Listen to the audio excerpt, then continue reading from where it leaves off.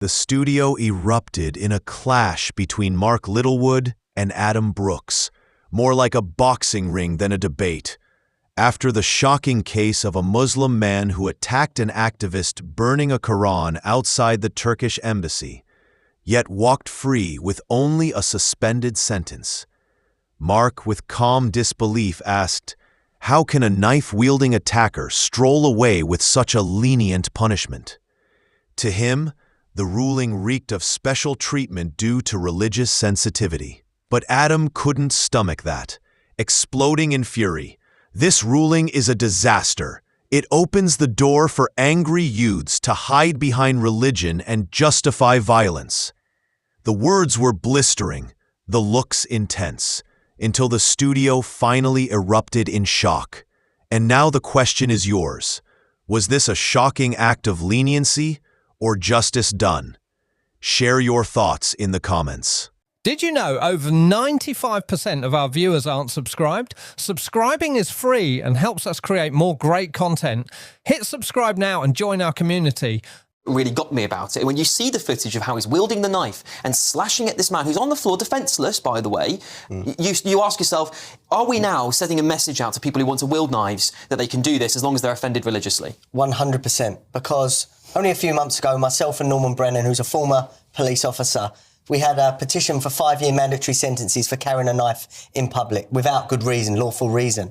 Now, this man, under our law, and I believe Lee Anderson is on board with what we're saying as well, under reform, that man would go straight to jail for 5 years, and rightfully so.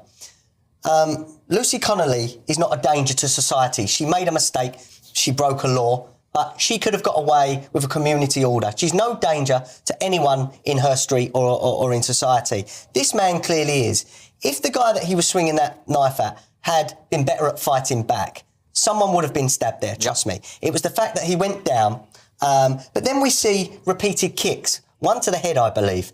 That can be fatal, a kick to the head. He spat on him. So we've got spitting, we've got kicking, we've got threats to kill, and we've got a man wielding a large knife. He should be behind bars for at least 5 to 7 years, in my opinion. There is no justification for this sentence at all. And as you say, it sets a dangerous precedent. Young people, youths, are going to be looking at that and thinking, right, if I get in trouble, I'm going to say I'm a Muslim, or if I am a Muslim, I'm going to hide behind that excuse. That is a dangerous precedent that's just been sent, and this country is worse for it. Nina, one of my bigger concerns, of course, is this blasphemy law through the back door. This is what many in the Conservative Party are out saying today as well. And it does seem to feel that way. We did get rid of blasphemy laws in this country. And I don't care what religion you are. You know, members of my immediate family are Muslims. And I wouldn't ever allow them to get away with an excuse like, I'm only wielding a knife because you offended me because of my religion.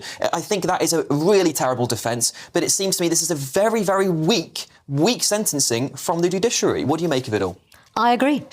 I think that it proves to me once again that religion is at the heart of almost every problem that we have today. It has been since the dawn of time. So, and I am not at all religious. I was christened a Catholic. But dumped that when I was in my teens, and I have seen no reason to go back to it. If people want to pray and do whatever, that's up to them. But I just don't buy into it. I reckon that this guy had a knife, and therefore he should have had some kind of... This was a very lenient sentence, put it that way. I don't agree with Adam that it's 5 to 7 years. It may also, but I don't think that's far too long. But I also you think of the practicalities and the pragmatic side of things. Our prisons are full. So is there a place for him somewhere? I mean, that's the point. Nina, just to ask you, because this is a question many people will be asking at home. Do you think it was because of his religion, because he was a Muslim, that he got off lightly because there's a bit of pussyfooting around this issue? No, I don't see that. I don't see that it is at all. I mean, if you were to say burning a Christian Bible, but that hasn't happened. So we're making a supposition, and to prejudge that is to expose a prejudice. Yeah, Mark, what do you make of this sort of backdoor blasphemy law stuff? Because that's where my concern is here. Yeah, I agree with you. I think you're right to be sensitive to that. I think you're right to point it out. It's hard to know for sure, isn't it? So I think you've got to look at the the crime on its merits, or rather its demerits, and work out what you think should happen. I just looked up the statistics. There's about 134,000 sentences for violence against the person each year. Those figures are from 3 years ago, but I don't think they've changed much. That's about 20% of all offenders sentenced, and about 40% of those go straight into custody. How is that not in the worst 40%? That's surely in the worst 40% of violent crimes. Well, isn't it? It's so public and scary. I mean, I've seen the whole video. It must be in the top 40%. So that gets one scratching one's head and saying, well, what was the exceptional nature of this case? And then you start to think the exceptional nature of this case is it involves Islam and the Quran. And you start to reach that conclusion, don't you? Let's also remember last year, the summer riots, there was footage of a police officer telling local Muslim men to go and put their weapons back in the mosque.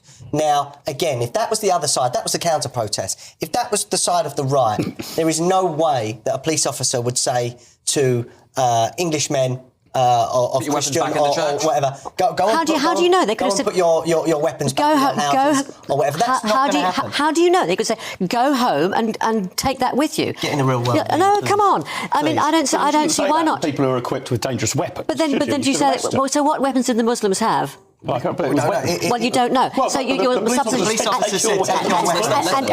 And did they take their weapons back if they were weapons? I believe so. And was that a good thing to do then? No, they should have been arrested. Well, exactly. Well, you don't know what the weapons were. You don't know what the weapons were. It's weaponry on a street, isn't it? I mean, I think that what's gone wrong. Aren't we talking about knives there? What's gone wrong here is the instinctive British sense of politeness, which we should preserve, that we generally don't want to go around crassly offending people's religious predilections or political views. We're generally a very, very polite bunch of people. But that needs to be policed socially, in society, with people saying, oh, that went a bit far, you really shouldn't have said that. It can't be policed through the law.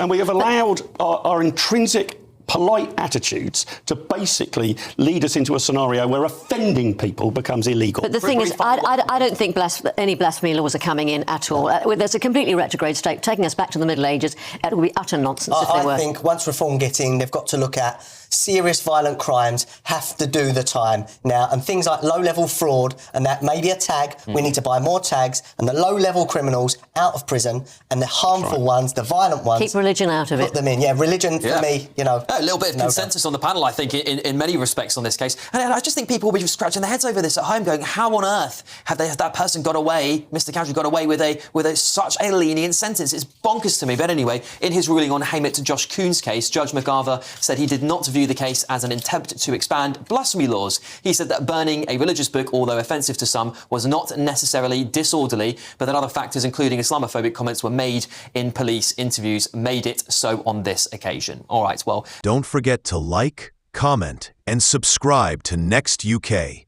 your go-to for real stories and sharp analysis.